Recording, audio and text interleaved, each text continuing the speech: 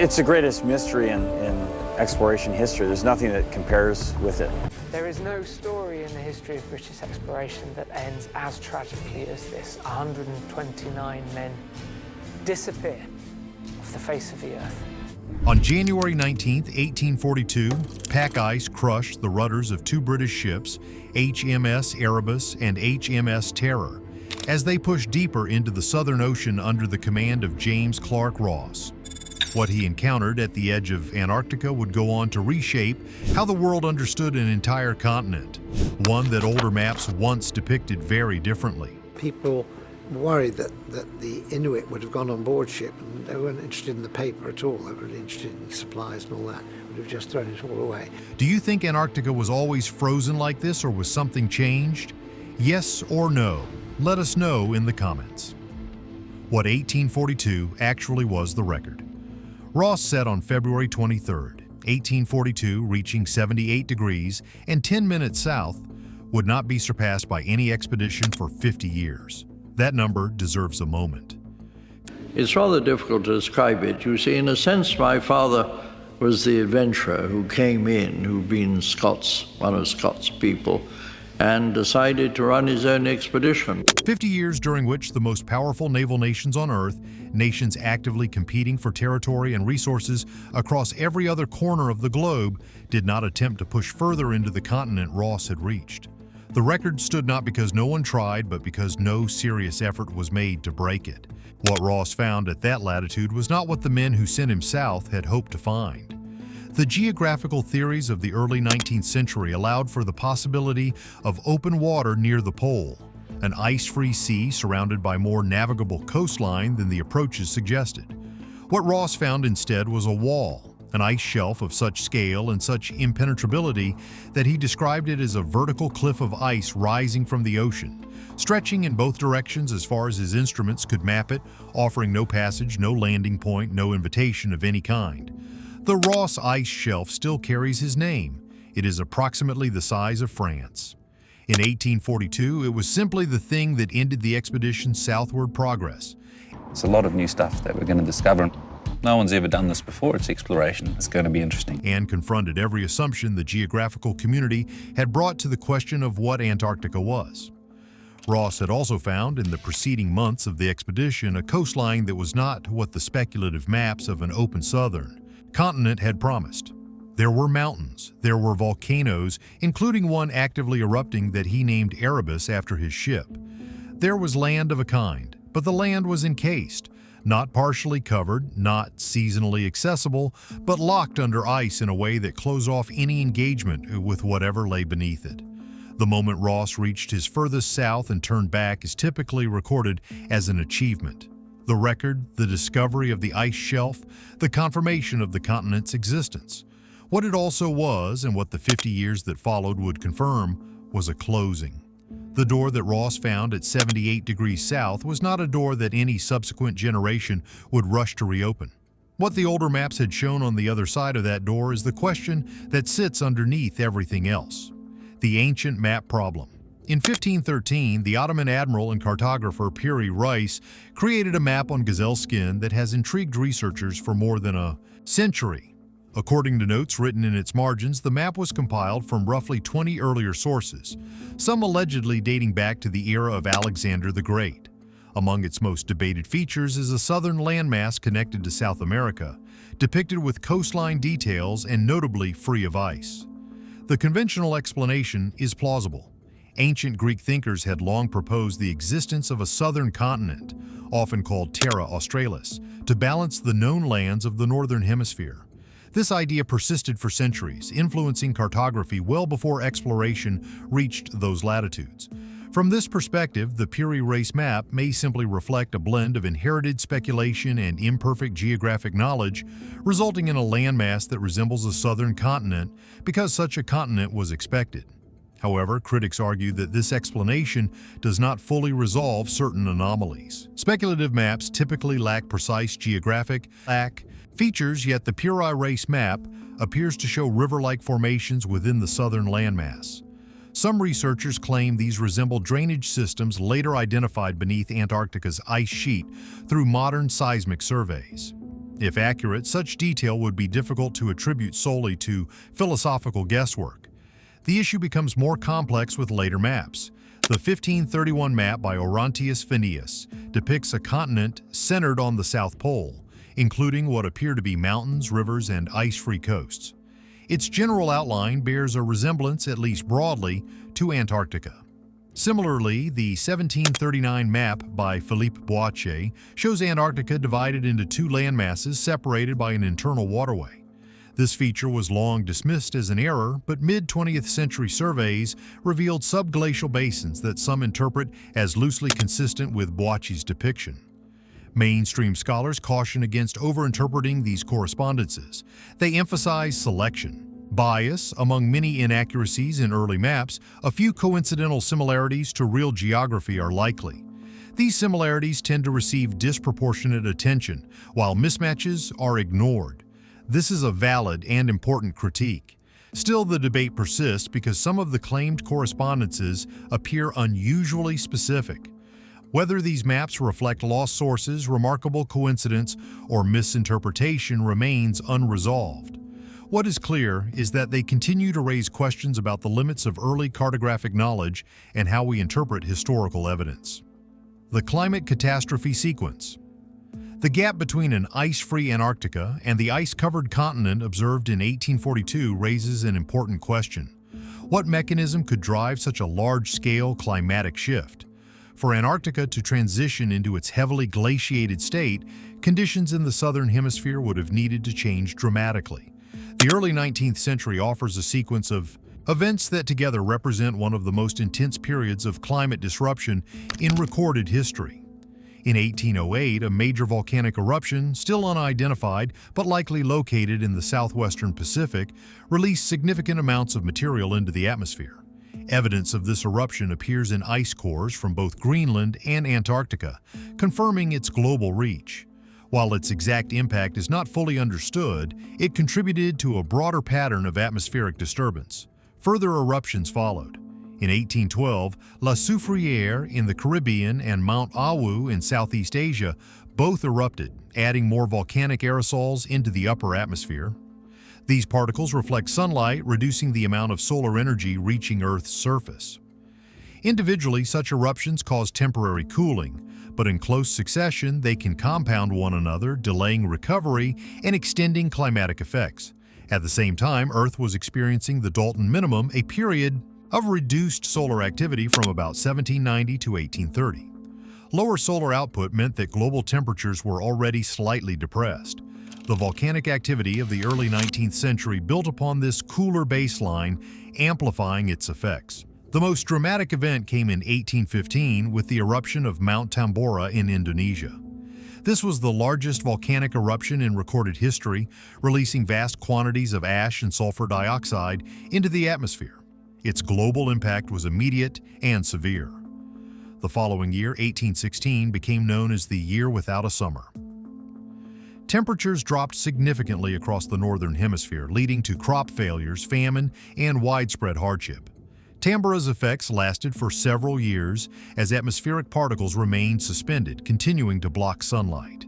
This prolonged cooling interacted with existing climatic conditions, reinforcing a downward temperature trend. The argument is not that any single eruption caused Antarctica to freeze. Rather, it is the cumulative effect of multiple factors. Volcanic activity, reduced solar output, and natural climate feedback systems, such as ocean currents and atmospheric circulation, can interact in complex ways. These interactions may amplify cooling beyond what any single cause would produce. While it remains uncertain whether this sequence alone could account for Antarctica's glaciation by the mid-19th century, it does demonstrate that rapid and significant climate shifts are possible. The three expeditions that found a frozen world. The exploration of Antarctic waters in the 2 decades between 1820 and 1842 involved 3 major expeditions from 3 different nations, each approaching the problem of the southern continent from different institutional frameworks and with different objectives, and each arriving at the same conclusion about what they found. In 1820, Russian explorers Fabian Gottlieb von Bellingshausen and Mikhail Lazarev became the first documented observers of the Antarctic mainland. Their expedition had been sent south by the Russian Imperial Navy on a mission of geographical discovery during a period when Russia was actively competing with Britain for influence and knowledge across the world's unexplored regions. What they saw was ice. Continuous, extensive, unnavigable ice extending to the south of their position in every direction they could survey. The American expedition, led by Charles Wilkes between 1838 and 1842, was the product of congressional authorization and considerable political pressure from the scientific community to demonstrate that the young republic could conduct serious exploratory science. Wilkes mapped approximately 1,500 miles of eastern Antarctic coastline, enough to establish beyond reasonable doubt that Antarctica was a continent rather than a collection of islands or ice fields. What the mapping showed consistently was that the coastline he was tracing was locked behind ice that prevented any approach to the land itself. Ross followed with the most ambitious southern expedition yet mounted and found the ice shelf that still bears his name, the volcanic mountains, and the wall at 78 degrees south. 3 expeditions, 3 nations, 3 decades, 1 consistent finding. The continent was frozen in a way that made engagement with whatever lay beneath or behind the ice essentially impossible with the technology of the era. Each expedition had gone south hoping to find something different from what it found. Each came back with a version of the same report. The continent existed. It was unreachable. Whatever it had been before the ice, what it was in 1842, was a closed door. The dark day of 1842, James Clark Ross returned from his Antarctic expedition and submitted a notably unenthusiastic report. Despite being a highly respected naval officer and experienced Arctic explorer, Ross concluded that the far south offered no scientific discoveries significant enough to justify the danger and cost of further missions. For a man known for ambition and curiosity, this judgment carried unusual weight. His conclusion had far-reaching consequences. For the next 50 years, no major naval power mounted a serious Antarctic expedition. Ross's record of reaching 78 degrees south remained unchallenged, not because it was impossible to surpass, but because no one attempted to do so. The momentum that had driven earlier exploration efforts simply disappeared. Historian H.R. Mill later described this period as an age of averted interest.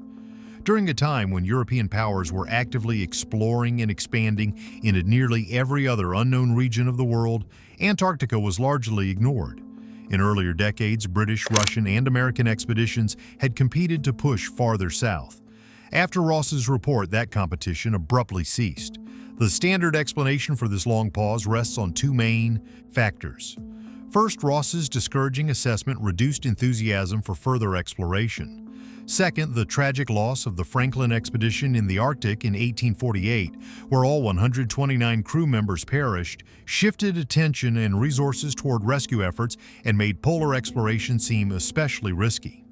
Together, these events made governments hesitant to invest in additional expeditions. However, these reasons do not fully explain the length of the silence. Throughout the same period, European powers continued aggressive exploration elsewhere. Africa was divided among empires, Asia's interior was mapped, and the Pacific was repeatedly crossed. The broader appetite for discovery remained strong. It was Antarctica alone that was neglected. Even early calls for renewed interest went unanswered. A Tasmanian scientific journal in 1842 advocated for organized Antarctic research, but no immediate action followed. Only decades later did exploration gradually resume. The sustained lack of attention from multiple competing nations remains difficult to fully explain. The age of averted interest. The 50 years between Ross's return and the renewed Antarctic interest of the late 1890s deserve examination as a phenomenon in their own right rather than simply as a gap between events. The period was not one of reduced global ambition. Britain acquired or consolidated control over vast portions of Africa, India, and the Pacific during these decades. Russia expanded its territory eastward across Siberia to the Pacific coast. The United States crossed its own continent and began engaging with Pacific territories. Germany and France conducted active colonial expansion across multiple continents simultaneously. The 19th century great powers were among the most aggressively expansionist political entities in human history during precisely the period when they were collectively leaving the only unexplored continent alone. The economic logic that drove expansion elsewhere was present in relation to Antarctica too, at least in theory. Whale and seal hunting in southern waters was commercially significant throughout the period, bringing ships regularly into the waters surrounding the continent. The potential for mineral resources, land territory, or strategic positioning that drove expansion elsewhere applied equally to a continent of Antarctica's size. None of those incentives produced a serious government-sponsored expedition for 50 years. The informal suspension of interest across competing nations that had shown no previous inclination to suspend their competition in any other domain is the puzzle that the age of averted interest presents. It was not until the late 1890s that the race to explore the continent began again, initiated by the private and scientific communities rather than by government naval programs, and gathering governmental support only after momentum had already developed independently. What changed in the 1890s is not a mystery. The Franklin disaster had faded from institutional memory. New technology made southern operations marginally less dangerous. Scientific interest in the magnetic South Pole and atmospheric research had built a renewed case for the practical value of southern expeditions. The combination of these factors was enough to restart what the combination of a discouraging report and an Arctic disaster had stopped 50 years earlier.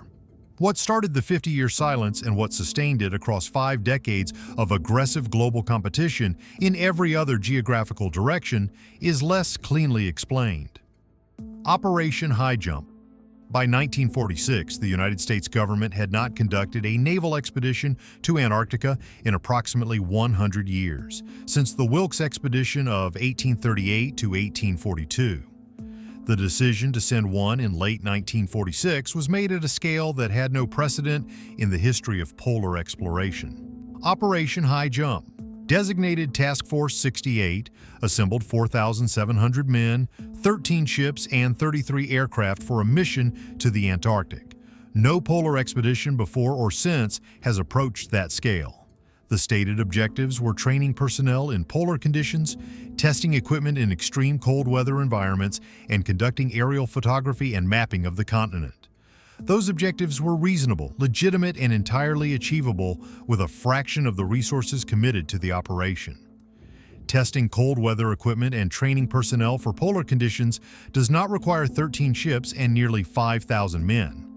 The scale of the operation was disproportionate to the stated purpose in a way that participants noticed and commented on. Many of those who served in the operation described a sense of not fully understanding what they were actually there to accomplish. A feeling that the stated objectives and the actual mission were not entirely the same thing. The operation was terminated early. Naval ships and personnel were withdrawn from the Antarctic in late February 1947, with the official explanation citing the approaching winter as requiring the withdrawal before conditions made departure difficult. The early termination had the same quality as the scale of the original deployment. It was not obviously wrong as an explanation, but it left enough unaccounted for that people who had been there found it unsatisfying. Admiral Richard Byrd, the naval officer most publicly associated with American Antarctic exploration, gave an interview after the operation's conclusion in which he warned that the United States should prepare for the possibility of an invasion by hostile aircraft coming from the polar regions. The statement puzzled observers at the time and has been discussed extensively since, partly because it was made in the context of a mission supposedly focused on training and mapping, and partly because the Cold War context of 1947 made any reference to aerial threats from unexpected directions politically and militarily significant. The statement was never fully explained by Byrd or by anyone speaking on behalf of the naval establishment. It remained in the record, attached to the largest polar military expedition in history, which had ended early, from a region that nations had avoided for 50 years, at the beginning of a decade that would culminate in the most heavily restrictive international treaty ever applied to a landmass. The Antarctic Treaty. In 1959, 12 nations signed the Antarctic Treaty, establishing one of the most unusual international agreements in modern history. The negotiations grew out of the International Geophysical Year, a period of coordinated global scientific research that brought unprecedented attention to Antarctica. What emerged was a framework that set the continent apart from all others. Under the treaty, Antarctica was designated a demilitarized zone. Military activity, weapons testing, and nuclear operations were all strictly prohibited. Existing territorial claims, many of which overlapped, were effectively frozen, with no new claims allowed. Economic exploitation of resources was also banned under the authority of any signatory nation. Additionally, all research stations were required to remain open to inspection by other member states, ensuring transparency and cooperation. The result was a continent with tighter restrictions than any other place on Earth. Antarctica, roughly twice the size of Australia, remains largely inaccessible. Civilian entry is limited to specific regions near research stations, and tourism is controlled through approved operators. Independent exploration across most of the landmass is not permitted within the treaty system. The original signatories included major global powers such as the United States, the Soviet Union, and the United Kingdom, alongside countries like France, Argentina, Chile, Australia, and Japan.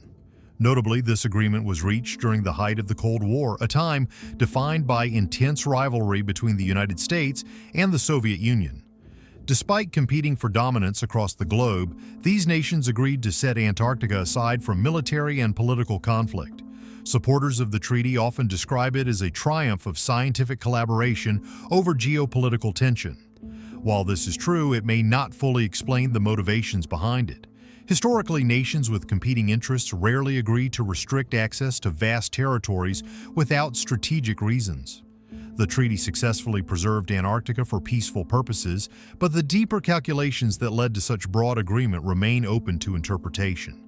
The unresolved sequence lay the sequence out in order and consider it as one continuous narrative. Across 3 centuries, cartographers in different countries produced maps showing a southern continent with ice-free coastlines, river systems, and interior features. Some of these details appear, at least in part, to resemble subglacial formations identified much later using modern technology. Then, between 1808 and 1830, a series of volcanic eruptions combined with reduced solar activity during the Dalton Minimum created a period of significant global cooling. This sequence culminated in the 1815 eruption of Mount Tambora, which led to the year without a summer and widespread climatic disruption. In the decades that followed, expeditions from multiple nations between 1820 and 1842 encountered Antarctica as a continent locked in ice, inaccessible and hostile. James Clark Ross's expedition reinforced this perception, concluding that further exploration offered little reward. What followed was a 50-year period in which major powers largely ignored Antarctica, despite actively exploring and expanding into other regions.